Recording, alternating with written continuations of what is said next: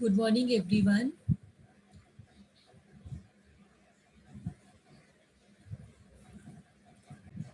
VK Private Limited was incorporated on 1st August 2016. This company agreed to take over business of Mrs.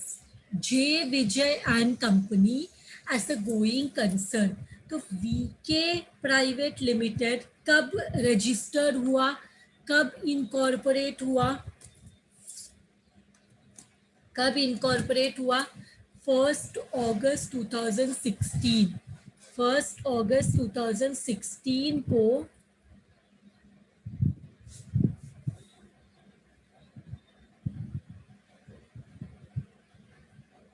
Link join नहीं हो रहा, 1 minute. The company agreed to take over business of Jay Vijay and Company. तो VK company was incorporated. VK company was incorporated on 1st August. और ये किसका business को take over करके VK limited company form हुआ है? जय Vijay and company जो गोइंग कंसर्न था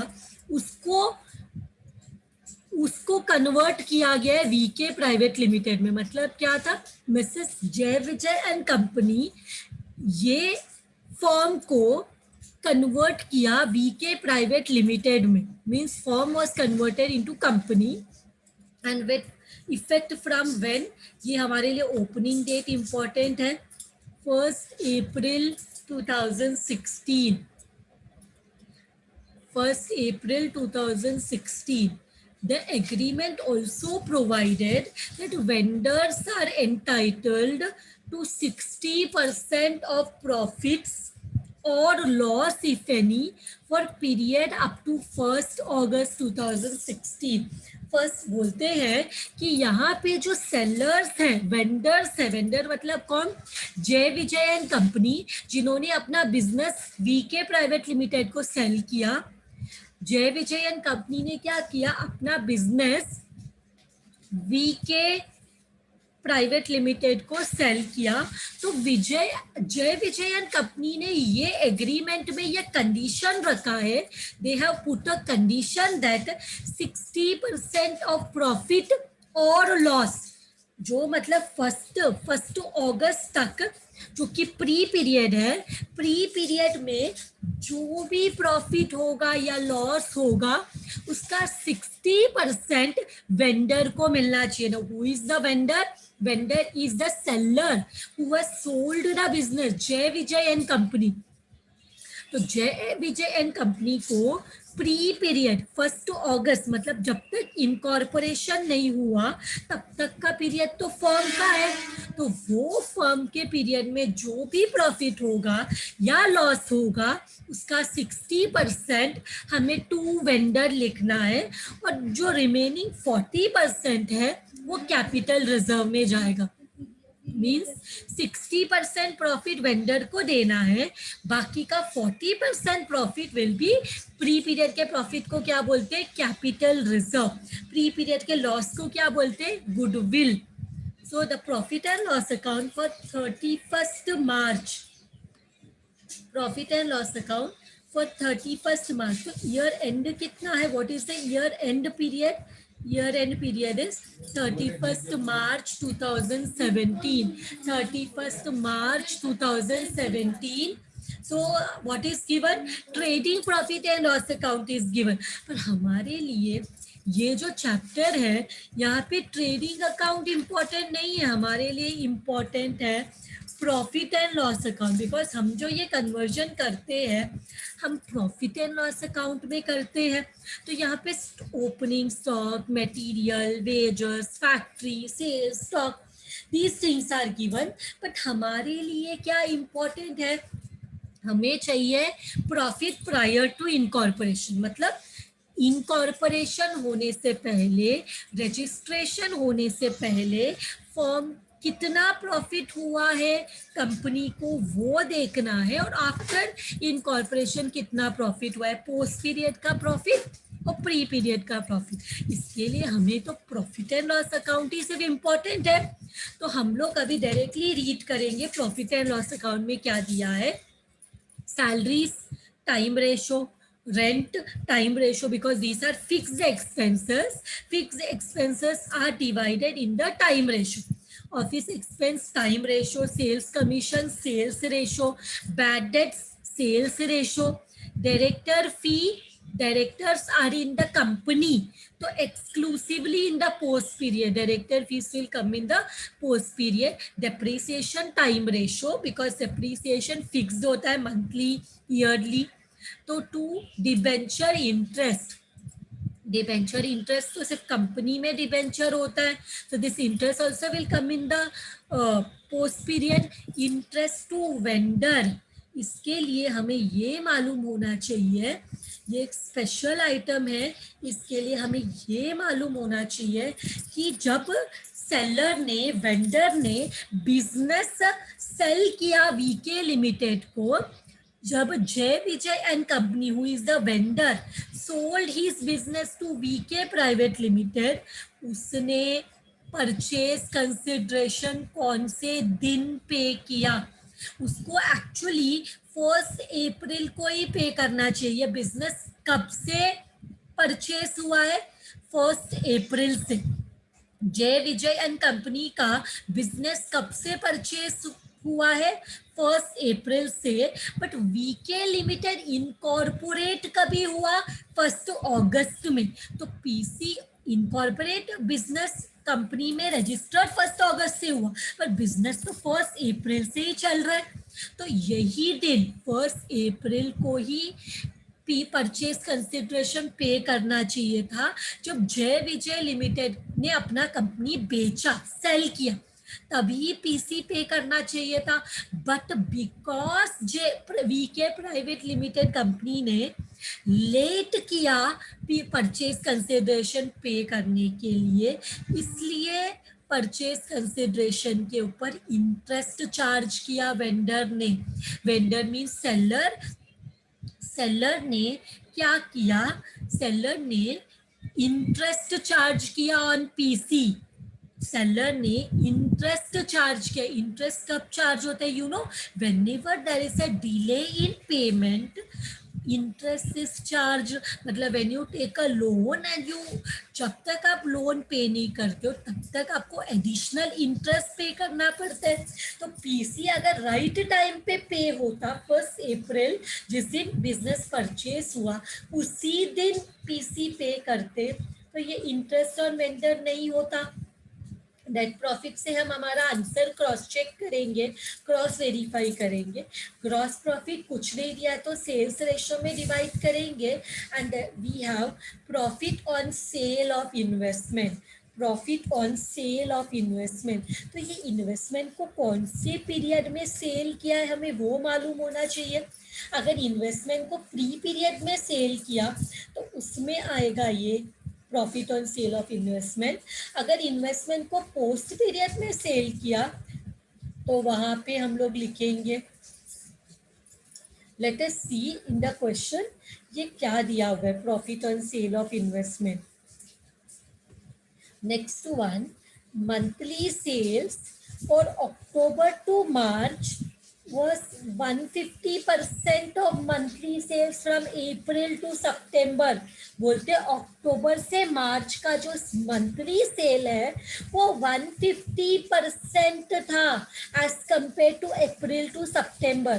अक्टूबर टू मार्च का जो मंथली सेल्स था was 150% as compared to April to September. Can anyone tell me April to September का सेल कितना परसेंट कितना होगा? अगर अक्टूबर से मार्च का सेल 150 है तो how much should be the sale of April to September? क्या रहेगा? अगर monthly sale of October to March is 150%, of monthly sale of April to September, तो हम क्या बोल सकते हैं, अगर अक्टूबर टू मार्च का सेल हमने 150 लिया, तो हम अप्रैल टू सितंबर का सेल कितना लेंगे? Can anyone tell me? Percentage मतलब व्हाट? परसेंटेज मतलब 100, परसेंटेज मतलब 100। हम कोई भी नंबर अगर लेते हैं तो दूसरा, अगर सपोज मैं 100 लेती हूँ, 100 का 150% इस 150, तो मैं क्या लूंगी? कोई भी नंबर अगर मैं 200 लेती हूँ तो मुझे अक्टूबर टू मार्च में 200 का 150% लिखना पड़ेगा। अगर मैं 300 लेती हूँ अप्रैल टू मार्च का सेल, तो मेरे को अक्टूबर टू मार्च का क्या, सॉरी अप्रैल टू सितंबर का सेल अगर मैं 300 लेती हूँ, तो अक्टूबर से मार्च का जो सेल है वो 300 का 150% रहेगा, तो मुझे 150% लेना पड़ेगा, दैट इज 450। तो सबसे इजी क्या है? अक्टूबर टू मार्च को मैं 150 लेती हूँ, तो 150% परसेंट मतलब अप्रैल से सितंबर का अगर 100 है, तो उसका 150, 100 का 150 इज हाउ मच? 100 का 150%, 100 का 150% इस 150, तो अक्टूबर टू मार्च का मैं सेल, मंथली सेल मानूंगी इस 150, इस how much? 150। Bad debts in respect of sales effected 2 years ago, तो ये जो बैड डेट्स है 5000, ये 2 साल पहले का बैड डेट्स है। ये जो बैड डेट्स है it was to affected 2 years ago, sales affected 2 years ago, तो 2 years अगो मतलब ये प्री पीरियड में आना चाहिए। फिर हमारे पास है डायरेक्टर फी, ये तो हो गया ना, ये सब हमने डिस्कस किया। Investment sold on 1 November, investment was sold on 1 November 2016। अब इनकॉर्पोरेशन कभी हुआ? इनकॉर्पोरेशन 1 अगस्त को हुआ। उसके बाद 1 नवंबर को हमने इन्वेस्टमेंट किया, 1 नवंबर को हमने इन्वेस्टमेंट को सेल किया, 1 नवंबर को हमने इन्वेस्टमेंट को सेल किया। November is post period month, November is post period month, November is post period month. तो ये profit on sale of investment, हमने इन्वेस्टमेंट को पोस्ट पीरियड में सेल किया, तो जो प्रॉफिट आया है वो भी पोस्ट पीरियड में लिखेंगे, because investment was sold in the post period, because investment was sold in the post period, the profit also will come in the post period, the profit also will come in the post period. Next one, consideration, they are talking about the purchase consideration to vendor was paid on 1st October 2016, was paid on 1st October 2016, October 2016. So actually, PC was to be paid on 1st April. PC कब पे करना चाहिए था? 1st April को, लेकिन PC कब पे करना चाहिए था? 1st April को, लेकिन what happened? 1st April के बदले में हमने पे किया कभी PC 1st October को। कब पे किया? 1st October को।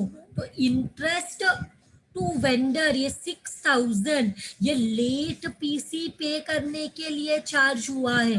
हमने पीसी पे करना चाहिए था जब बिजनेस स्टार्ट हुआ 1st April, जब बिजनेस को बेचा दैट इज 1st April, उसी दिन पीसी पे करना चाहिए था, लेकिन क्योंकि the VK limited paid the PC late, interest was charge of ₹600।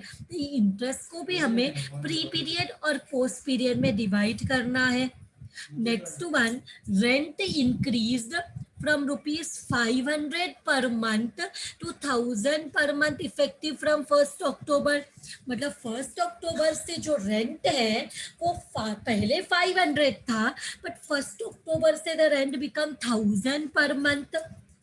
rent was 500 per month till 1st October, but from 1st October, our rent has become 1000 per month. Our rent has become 1000 per month. तो accordingly हम rent भी find out करेंगे. Now let us go to the question. Let us solve the question. We will do this sum in vertical form. Statement of profit कोई भी form में कर सकते हो, हॉरिजॉन्टल भी चलेगा, वर्टिकल भी चलेगा, any way you can do. Statement of profit and loss account for year ended, for year ended.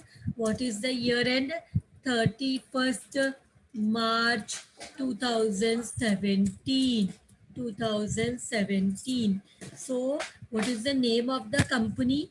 The name of the company is VK Private Limited. VK Private Limited. This is the name of the company. Mrs. VK private limited. Now vertical form में कर रहे हैं, तो vertical form में हमें debit side credit side लिखने का ज़रूरत नहीं है. पर्टिकुलर्स एक के नीचे एक लिखते हैं. तो particular basis pre post, only this many columns. So it becomes we will write particulars basis pre post. अब यहाँ पे हम सबसे पहले लिखते हैं इनकम. वर्टिकल मतलब पहले इनकम लिखते हैं फिर एक्सपेंस. तो यहाँ पे हम पहले जाते हैं वर्किंग नोट में. कुछ भी करने से पहले let us find out the working note. Working note में सबसे पहला रेशो है टाइम रेशो. टाइम रेशो में हम क्या करेंगे? We will calculate. Time ratio में we will calculate what is it known? Time ratio में we will calculate what is known time ratio में what is opening date. We will first have to write the opening date, then incorporation date. We will see in the question what is this given, and year end date, closing date or year end date. Let us see. Opening date है 1st April, incorporation 1st August, and year end is 31st March. So हमें मिल गया 1st April 2016, 1st August 2016 को incorporation, and 31st March 2017 को what has happened? Year end. तो अप्रैल से अगस्त how many months? April May June July 4 month. And how much is August to March? 8 month, right? 8 month. अगस्त सितंबर अक्टूबर नवंबर दिसंबर जन Feb March. सो इसको और छोटा कर सकते हैं 1:2. 4 ones are 4 twos are. इसके बाद now we will go to the second one, that is sales ratio. Sales ratio के लिए हम क्या करेंगे? हम we will prepare the calendar of 12 months. जितना भी मंथ्स का इंफॉर्मेशन दिया है हम उसका कैलेंडर प्रिपेयर करेंगे. एंड यहाँ पे we will write what is it starting from April, May, June, July, August, September, October, November, December, Jan, Feb, March. सो हमारा ये हो गया, कैलेंडर बन गया. अब क्वेश्चन में बोला है कि कब से कब तक? अक्टूबर से लेके मार्च 150 है सेल. अक्टूबर से लेके मार्च 150%, तो सबको 150 लिख लेती हूँ. 150% means upon 100. If monthly sale of April to September 100 है, तो अक्टूबर टू मार्च 150 है. तो हम लोग बाकी सबको क्या लेंगे, जिसको भी कंपेयर करते हैं उसको फिर हमें 100 लेना पड़ेगा. तो 100, 100 and 100. So now just count करो, प्री और पोस्ट का काउंट करो. सेल्स रेशो प्री और पोस्ट का कितना नंबर आएगा, हाउ मेनी नंबर, काउंट करो how many number. So here we will see that pre period में कितना महीना है, 4. तो 4 इंटू 100 बराबर. एंड पोस्ट पीरियड में पहले 4 इंटू नॉट 4, दिस अगस्त से है ना, अगस्त कभी से इनकॉर्पोरेशन हुआ, इनकॉर्पोरेशन इधर से हुआ है. तो 100 2 बार है, तो 2 इंटू 100 प्लस कितना 150 है, 1 2 3 4 5 6, 6 into 150.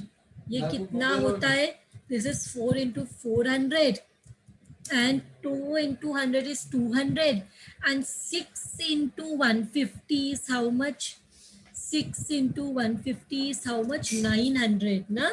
So 200 plus 900 is equal to what, is equal to 1100.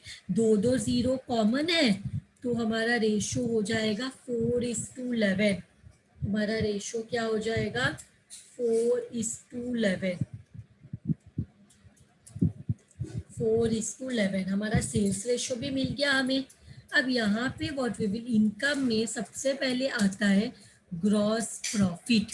So gross profit हम इस always sales ratio when nothing told, तो इधर लिखेंगे सेल्स और सेल्स लिखेंगे और sales ratio. How much is gross profit, 1,20,000. Gross profit is 1,20,000. So 1,20,000 into 4/15 करो, 1,20,000 into 4/15, 1,20,000 into 4, 1,20,000 into 4/15. 15 कैसे आया, सेल्स रेशियो इज 4/11, तो 4/15, 11/15. तो ये कितना आएगा, this will be 32,000. 1,20,000 into 4/15, 1,20,000 into 11/15 is 88,000. इसके बाद हमारे पास और कोई इनकम है, दूसरा इनकम है profit on sale of investment. Profit on sale of investment. कभी सेल किया इन्वेस्टमेंट को, नवंबर में. नवंबर मतलब पोस्ट पीरियड, अगस्त के बाद नवंबर है, नवंबर इज पोस्ट पीरियड. तो ये जो profit on sale of investment है वो पोस्ट पीरियड में आएगा, बिकॉज वो पोस्ट पीरियड में सेल हुआ है. Because our investment is sold on post period, हम लोग पूरा का पूरा प्रॉफिट पोस्ट पीरियड में बताएंगे. अभी क्या करना है,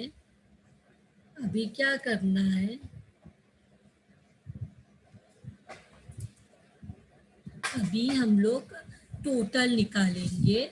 सो इधर I will write total income, because सिर्फ दो ही इनकम है क्वेश्चन में. I will write here 32,000. Here it is 1,08,000. Now we will go and write less expenses. Trading account नहीं बनाना है यहाँ पे। प्रॉफिट प्रायर टू इनकॉर्पोरेशन में हमें ग्रॉस प्रॉफिट पता है, तो हमें ट्रेडिंग अकाउंट का ज़रूरत नहीं है।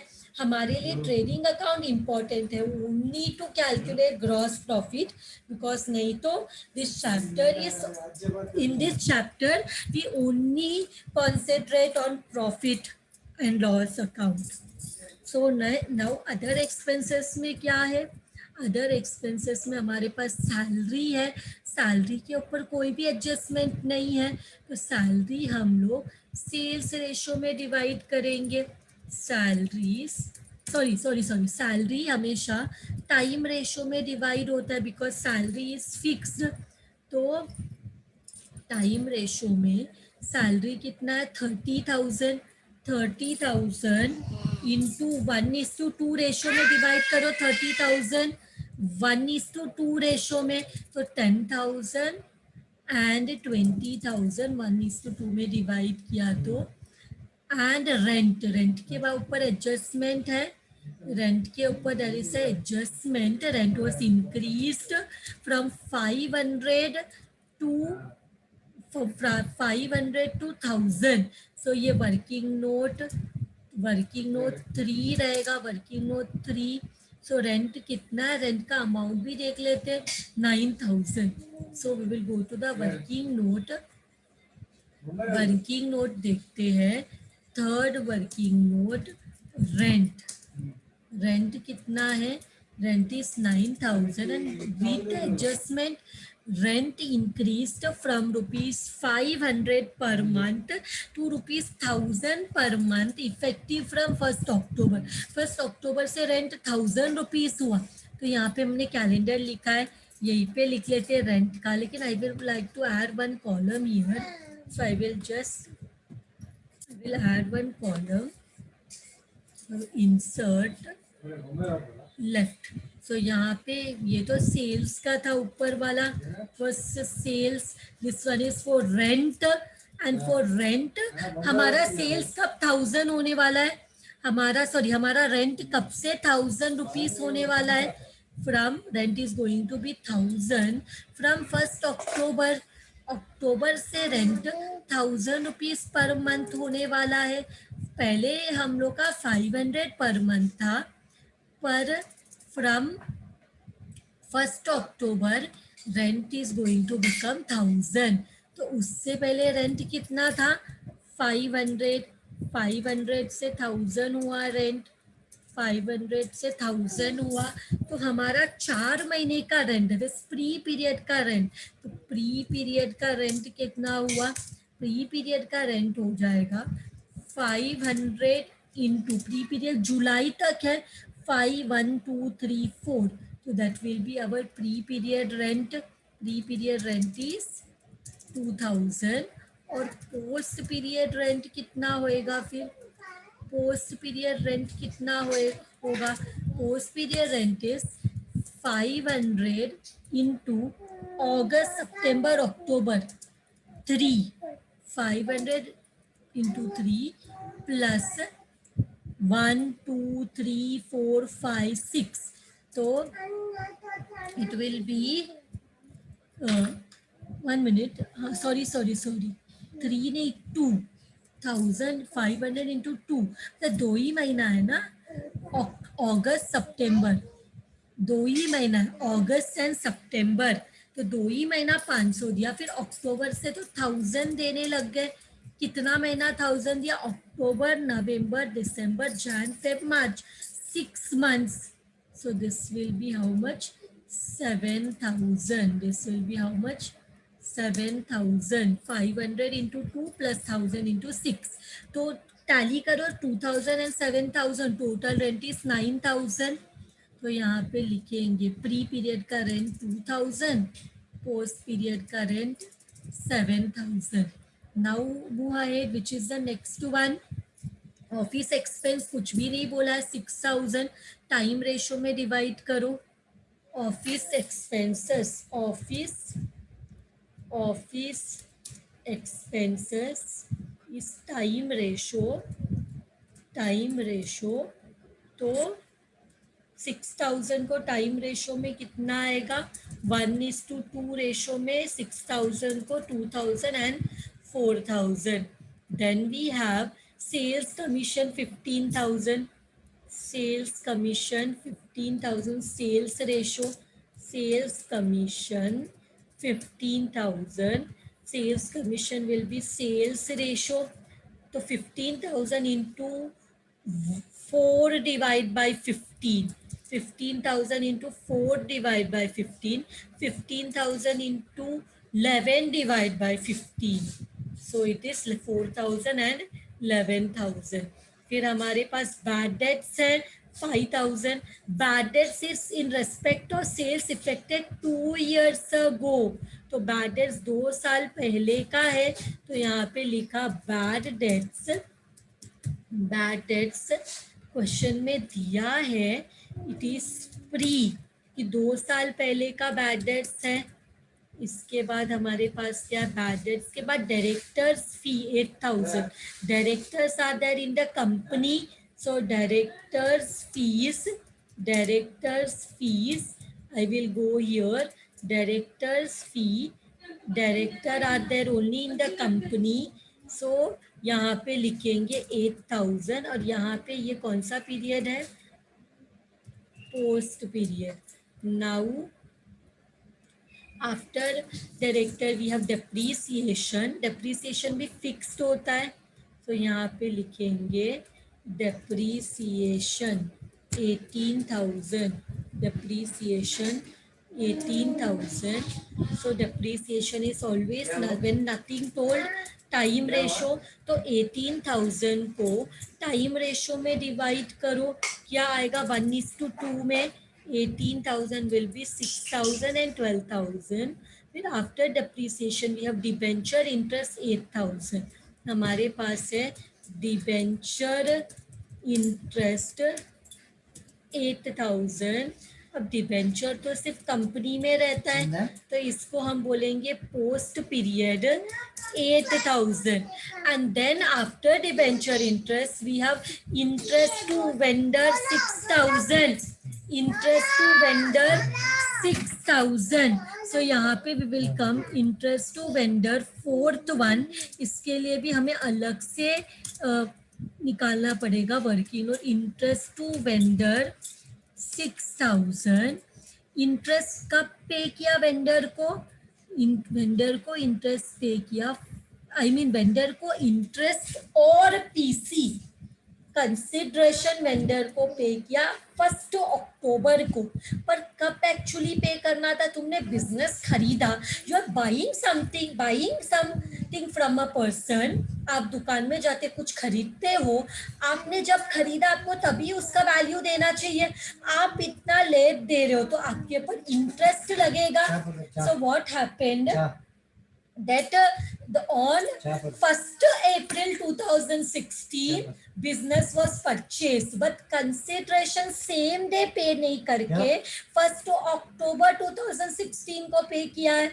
तो यहाँ पे हमें क्या निकालना पड़ेगा, ये जो कंसिडरेशन है इसके लिए अलग से कितना मंथ लेट किया, अप्रैल, मई, जून, जुलाई, अगस्त, सितंबर और कौन सा, अक्टूबर 1st है क्या, अक्टूबर 31st, अक्टूबर 1st है. तो अक्टूबर के महीने में तो पैसा दे दिया, तो अक्टूबर महीने का इंटरेस्ट नहीं लगेगा. अक्टूबर महीने का इंटरेस्ट नहीं लगेगा क्योंकि अक्टूबर में तो पे कर दिया. तो हम लोग सिर्फ इतना ही लिखेंगे. कौन सा महीने का इंटरेस्ट लगने वाला है, प्री का 4 महीना और पोस्ट का 2 महीना, बराबर. प्री का 4 महीना इंटरेस्ट हमने कंसिडरेशन अभी तक पे नहीं किया, 1 अक्टूबर को पे किया, तो कितने मंथ का इंटरेस्ट चार्ज होगा, 1 2 3 4 5 6. अब 6 में 4 month belong to pre and 2 month belong to post. तो ये जो हमारा इंटरेस्ट है वो डिवाइड करना है. 6,000 into 4 divided by 6, it will be how much, 4,000. and post में It is 6,000 into 2 divided by 6.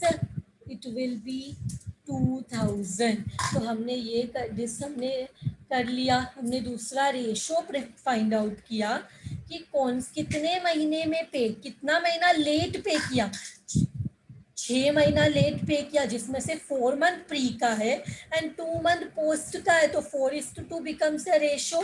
तो हमें पता चल गया इंटरेस्ट ऑन वेंडर कितना है.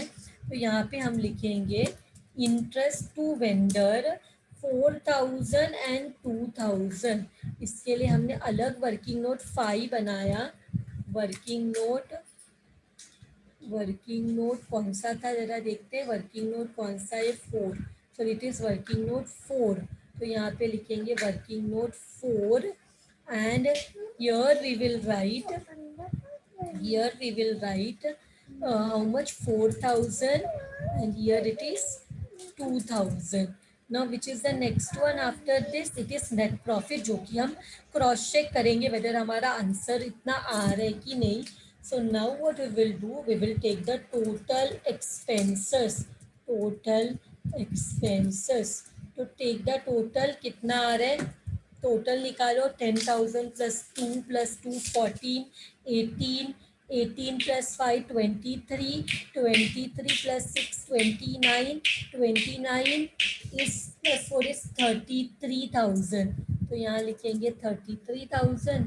और पोस्ट पीरियड का भी 20 plus 7 27, 31, 42, 49, 49, 59, 61, 69 plus 271 which it is 72,000. ठीक से करो. 20 plus 7 plus 4 plus 11 plus 8 plus 12 plus 8 plus 2 सबको ऐड करने पे हमें मिलता है 72,000. नाउ सी जो हमारा प्री पीरियड में we can see that income is 32 and expense is 33,000. तो एक्सपेंस कितना डिफरेंस है? Differences of 1,000. तो ये 1,000 जो हमें मिला है, ये 1,000 इसका लॉस और प्रॉफिट. ये 1,000 लॉस है क्या प्रॉफिट है? ये जो हमें 1,000 मिला, ये लॉस है क्या प्रॉफिट है? हम क्या what we can see that income is less and expenses more. तो ये तो लॉस है. तो ये लॉस को हमें, क्योंकि ये क्वेश्चन में बोला गया है कि प्री पीरियड में प्रॉफिट होने दो, लॉस होने दो, 60% प्रॉफिट और loss if any should be from the period up to 1st August. किसको पे करना है? Provide the vendors are entitled. मतलब जितना भी प्री पीरियड में कुछ भी होने दो, प्रॉफिट होने दो, लॉस होने दो, उसका 60%, उसका कितना परसेंट? 60% किसको जाएगा? 60% जाएगा टू वेंडर्स. 60% जाएगा टू वेंडर्स. तो 1,000 का 60% कितना होता है?